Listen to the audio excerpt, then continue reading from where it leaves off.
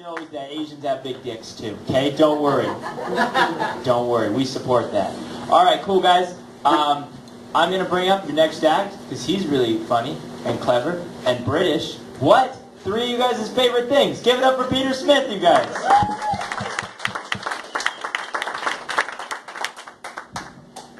My favourite Chinese pirate is the one I got a copy of Transformers 3 from.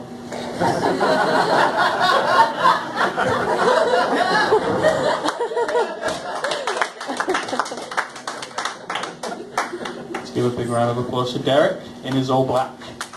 I like it. It's like a metrosexual goth. I'm going to go moisturised to Joy Division. Jealous of his chiseled jaw. Jealous of it. I have a bit of a quandary because, like most stand-ups, all my humour has this sort of bitter, misanthropic persona. But I've started dating someone I really like, and I'm really happy. So I don't know how to. I don't know what to do now. That's hilarious. Yeah, it is hilarious. Thank you.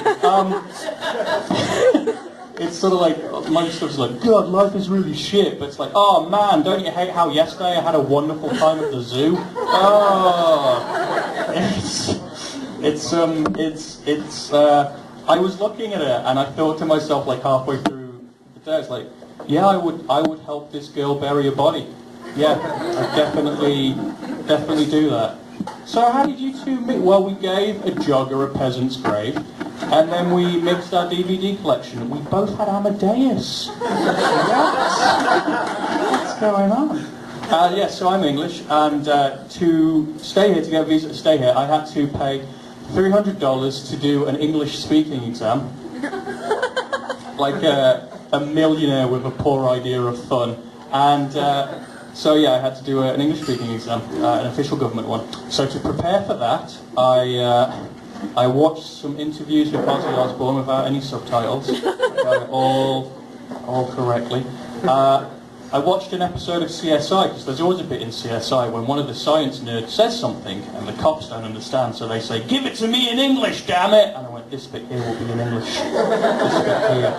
And then I listened to that super fast rap. Do you know where they do 300 words a minute? Like, they really want to tell you how much they love drugs, but they also need to poop. I listened to that. So, MC Turtlehead. On the day of the exam, I woke up at noon, I swore very loudly, and then I went to McDonald's. You guys call it McDick's, don't you? McDick's. McDick's, which sounds like a Scottish Chippendales. Sounds like... Magic Mike, no, we've got Meth Head Mike. He's round the back, don't let him touch you. So I went to the exam room, and I considered going in with like a top hat on, and a coppery Canterbury Tales, and some Victorian children behind me, or as we called them, workers, and going up to the man and going, hello, I'm here to prove I can speak the Queen's. But a modern version of that, I guess, would just be me dressed as Harry Potter and also being Islamophobic. I suppose that would be the modern Britain. Never forget. So yeah, I went into the exam room, and no, I didn't go into the exam room. I went up to the man first, because I had to prove. So I went up to the man and I said, hello, my name is Peter Smith, and I'm here to do the English exam. And he made this face, and he said, your name is Peter Smith. And I went, yep, most British name outside of crumpet-racism. And he said, you're here to do the English exam. And I said, the English exam. And then he said, the English exam? And then I said, the English exam. Basically, if Beetlejuice was called the English exam, we would have summoned him. Where was I? Oh yeah, so he said, the English exam? And no. So I went in, and there was some Indian people, some Pakistani people, some Jamaican people. Basically, everywhere we colonised was there, and I felt like a drunken dad turning up at a birthday party and he's not wanted. Like, hey guys, we taught you how to play cricket. So the exam was 3 hours long. I finished it in 25 minutes. 20 of those was adjusting the height on my chair.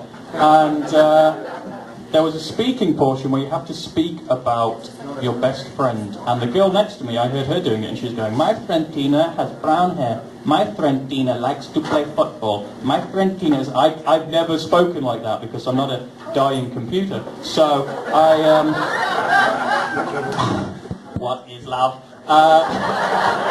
And so I started talking about my friend Kat, and I started it, it's been recorded, and I went, my friend Kat, boy, she is where it's at. I turned into an early 80s MC for some reason. I thought that was the best way to prove I speak English well. So yeah, I finished the exam, and as I was leaving, everyone turned to look at me. Like, oh my God, what's he got? Does he know? Does he know the answers? What's he doing? I was like, guys, I kind of invented the language. Don't worry about it. And I felt like I shouldn't be there because if you don't speak English as a first language, it's so hard to learn. It's horrendous. If you are born knowing English, it's lexical white privilege. It's just like, I felt like I turned up to the Olympics athletes who were trained, and I was just a water boy who was there because everyone else died in a plane crash. It's like, all they've got is me. So yeah, I finished it, and I walked out, and I really considered going up to the man at the desk and going, well, I've no idea how I fucked that up. Guys, I've been Peter Smith. You've been as gorgeous as geese and as happy as fish. Thank you so much.